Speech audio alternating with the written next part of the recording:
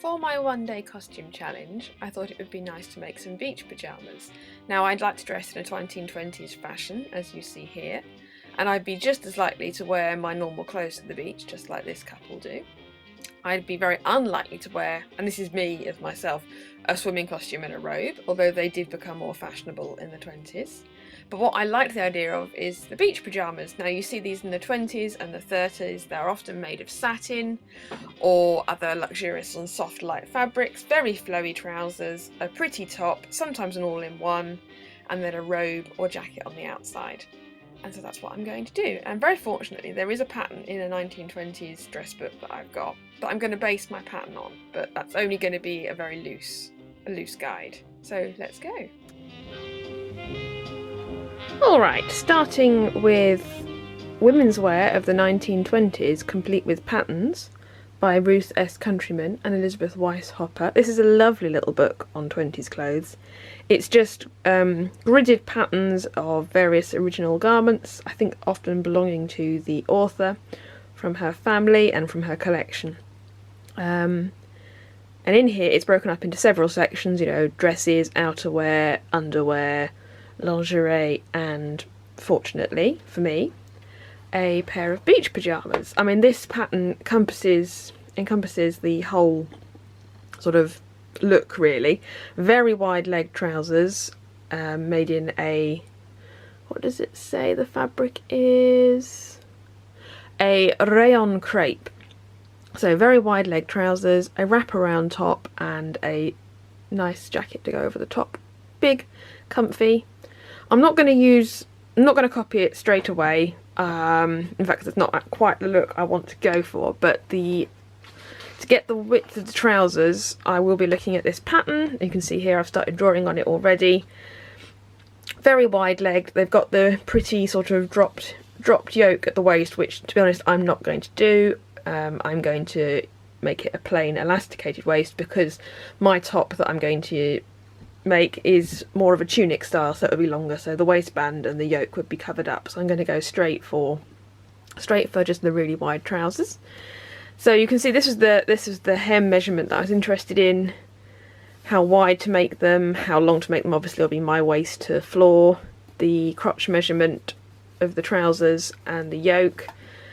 So I could draft this up straight away, but looking at that pattern made me think, well, I've got two patterns that this could possibly be drawn round or used as a basis. So let me just show you those first of all.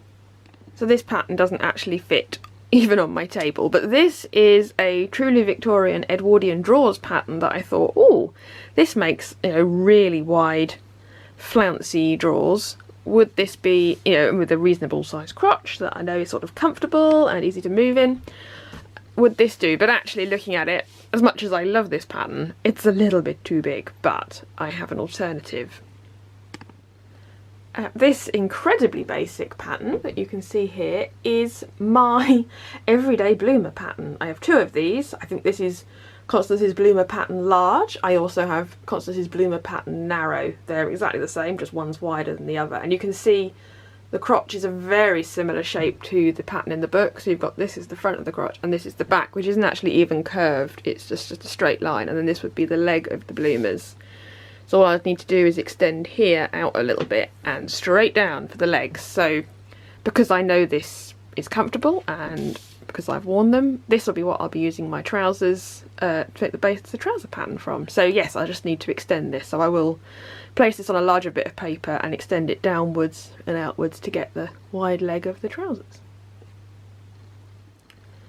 And this really simple top pattern you can see here is actually the basis for all of my 1920s and earlier midi blouses with the sailor collar. And I know it doesn't, and it also is what I use as the basic body block for a 1920s 1 hour dress. Now I know it doesn't look a lot, and I will be doing another video going into the details of how I made this pattern and how I make the blouses, but for today this is going to be the top, tunic top of the beach pyjamas. I'm just going to extend the sides down so it's a bit longer because it's not going to be worn tucked in, it's going to be worn over the top. Yeah, and maybe make the sleeves longer, maybe not. That I'll decide on the day. So this is the front pattern, and the back pattern is almost identical. It's just got a slightly higher neckline, and then there's a collar and a cuffs pattern to work with it as well. And you'll see those later on. So you can see I've got my bloomer pattern. I've extended it down to my waist to floor measurement, and I've made it the same width as the pattern in the book, which was nearly the full width of my fabric. And then I extended the legs down and flaring the pattern to the same width. So there's my paper pattern cut out. There's a little bit of shaping on the centre back crotch and a bit more shaping on the centre front. Here it is on the fabric. This is 4 meters of brown satin. And then I've cut it out with 1 inch seam allowance all the way around everywhere, and a scalloped pair of pinking shears. And now it's time to cut the top out. Fabric was just too narrow to cut them out on the double, so I've top and tailed my 2 fronts, and I'll get all of the facings out of that little pile of fabric there. And then I've still got about 3/4 of a metre if I wanted to do self-binding. I'd like to do contrast, but so far I don't actually have any contrast fabric that I like that will be a nice weight to go with this satin, so we'll see. I don't want to buy anything, so I'll just have to be inventive. So my first action really is to put a facing on the centre front. I've just cut a little facing here in the satin, and it needs to be sewn. It needs to create an opening here on the centre front of the neckline, and I need to decide if I'm putting it right sides together like that, machining down, turning through, and then having a nice turn back at the neck that's finished with a seam and in satin, or whether I'm actually putting them wrong sides together, sewing down the two together, cutting open, and then binding the neckline with, I've got some ivory silk here as a binding, but I'm still trying to decide about that. So yeah, you'll find out once I've set the machine up. I'll make a decision, and you'll find out once I get to there.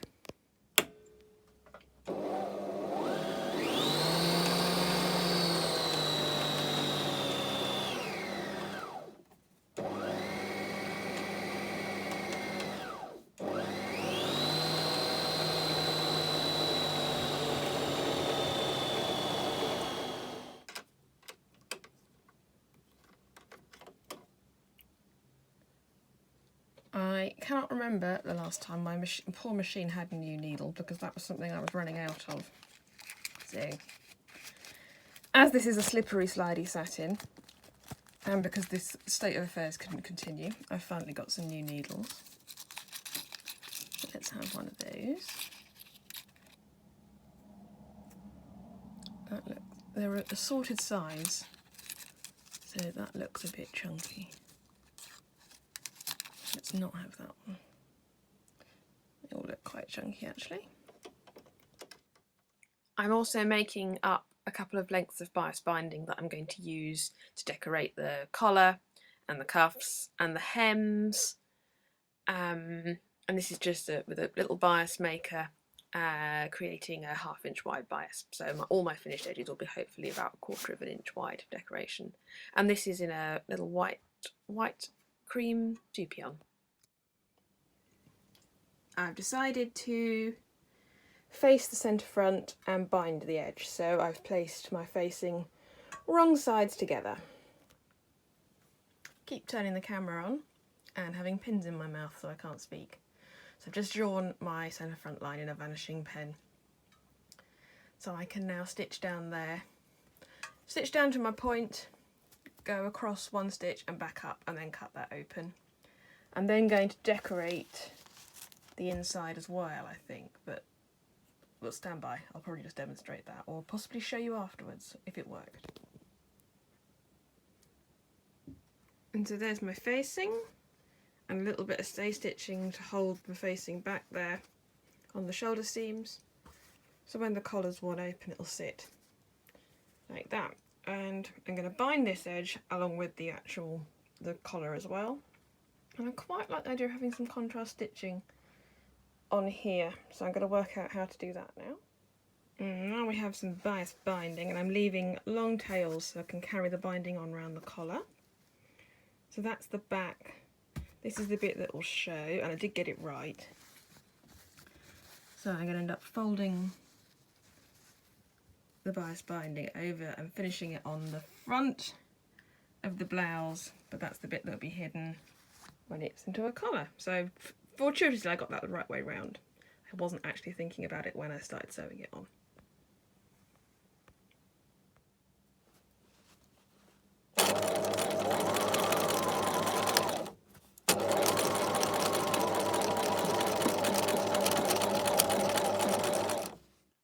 Normally when I make my blouses, I French seam all of the seams to strengthen it, especially under the arms on that curved seam. But today, for speed, and because I don't plan to wear these a lot and under much aggression, I'm actually sewing them with a stretch stitch on my Bernina. So it goes back and forwards 3 times, so it's a triple stitch. And I'm doing this around the curve of the underarm side seam. And then once it gets past the curve, I'll switch to a normal straight stitch. So that should hopefully reinforce it a little bit.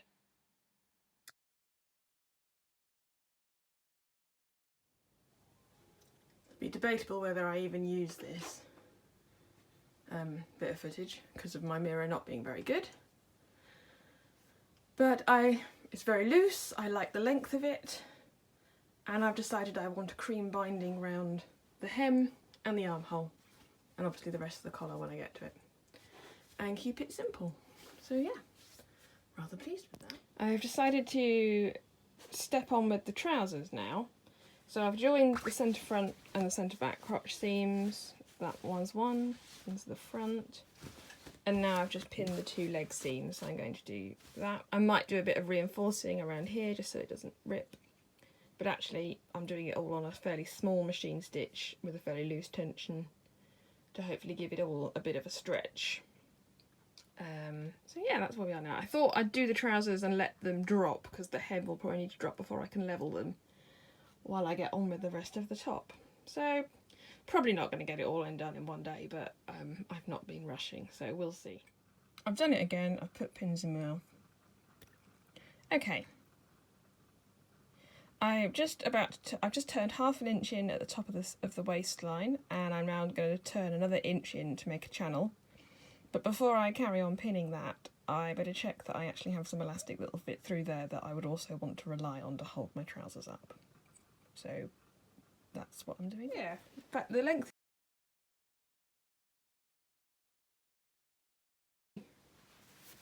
where I'd want it, but it's going to need some levelling, which that'll be interesting. Alright, I'm back on the top. I've done the binding around the armholes, but I still need to hand sew it down on the inside. I've tacked the straight edges and I'm just of the side splits, and I'm just going to machine them in brown. And then I am going to bind the hem in cream, but I don't have enough cream silk to do up the sides as well, so I just thought it'd be easier to get them stitched and then sort of level the hem and just bind that lower edge off. So that's the plan with the top. Oh, and the collar. Over here are the trousers. I've just got them pinned on a mannequin, and they need to, I thought I'd let the hem drop, give them a press to get rid of those creases. And then I shall just turn the hem up on those, probably just a turn and turn, and then stitch them with brown. I was thinking of doing cream, but I think I'll just stick with brown for now. I don't have nearly enough bias to hem that. So that's where we're going. Right, the top is done, except for the collar. So I'd already bound the neckline, and I've sewn the collar on. It's sort of, it's just a folded strip, and I've machined it on the right side, so you've got a nice seam here, and finished it off with a hand stitching there. So I just need to continue my bit of binding onto the collar into the sort of shape that I want. So I'm making sure I get that the same on both. Is going to be the interesting bit.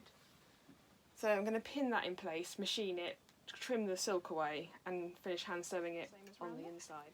And then it's just the hems on the trousers. Sorry, I don't really want to be in this, but I am.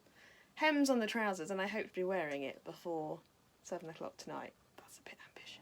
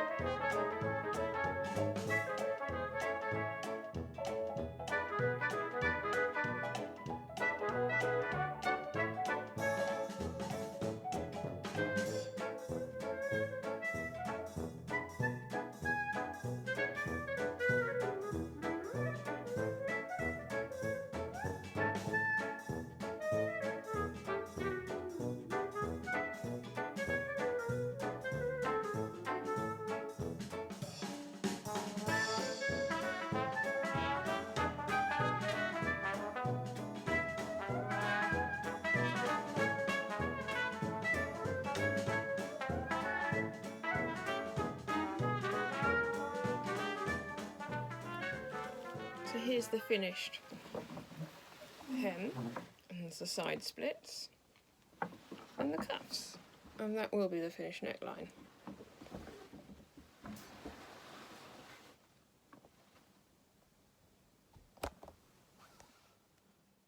So I finished off the binding on the neckline, and now all that's left to do is to pin and stitch a tiny roll hem around the hem on both legs of the trousers. And I think, as I mentioned in the little clip, they were more or less exactly the right length as they were. I could have just left them, but that's not going to look very nice, so I'm just doing a little tiny roll hem. I've hopefully let them drop a little bit, so there shouldn't be any stretching or any puckering, and I did pin it, but I also am turning it with my fingers and just stitching it with a small stitch on the machine. This is not very neat, but they are quite large loose trousers, and you're not going to see an awful lot of detail either. So that's my plan there. Not what I would normally do. A nice little pin hem or a binding or even a hand roll hem would look better. But these are going with the spirit of fast fashion of the 1920s, where looking good was sometimes better than how well your clothes were sewn. I've seen some of the 20s stuff, they were definitely making it up as they go along. And no one's going to worry too much about the hem of your trousers. Right, have I excused myself enough? Off we go with the machine sewing.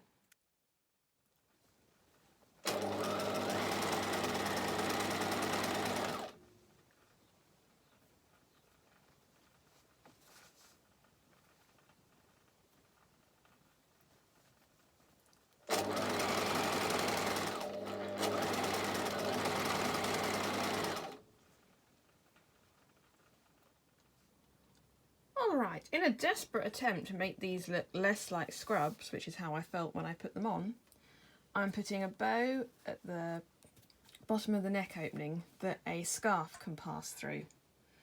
So I've just made a little rectangle in the satin, wrapped a bit of the rouleau silk around it, and then I'm going to sew it on here and here, leaving that bit free to pass the scarf through, because I like wearing a scarf, pass through the neck of a blouse. I've got this and some of my other ones.